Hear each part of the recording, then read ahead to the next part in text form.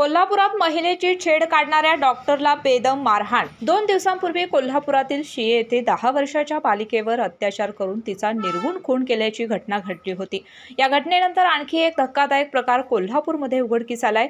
Rankala tower परिसरातील आयुर्वेदिक रुग्णालयातील डॉक्टरने महिला कर्मचाऱ्यांची छेड आणि अश्लील वर्तन केल्याप्रकरणी 2 पीडित महिलांनी या डॉक्टरला बेदम चोप दिला। या घटनेत डॉक्टरसह 4 जण जखमी झाले असून या प्रकरणी डॉक्टर अतुल लक्ष्मीदास सोमय्या वय वर्ष 55 आणि त्याची पत्नी दीपा अतुल सोमय्या वय वर्ष 48 राहणार उजळाईवाडी यांच्यावर लक्ष्मीपुरी पोलिसात विनयभंग मारहाणीचा गुन्हा दाखल झाला आहे। दरम्यान या प्रकाराने संतप्त झालेल्या नातेवाईकांनी रुग्णालयाची तोडफोड करून डॉक्टरच्या कानशिलात लगावली।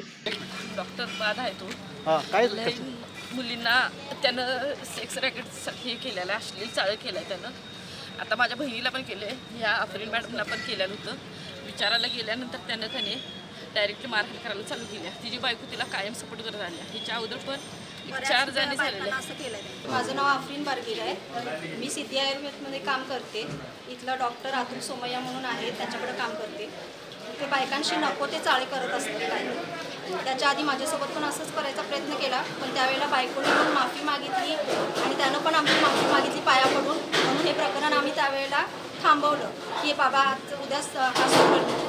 पण त्याच्यानंतर त्या मुलगीसोबत पण तसंच करायचा यानं प्रयत्न केला। त्याच्यानंतर नवीन अजून एक आलेली मुलगी आहे, तिला आता 2 दिवसापूर्वी त्यानं कामावरून काढून टाकलं, कारण तिला त्याला म्हणजे असंच उत्तर दिलं म्हणून।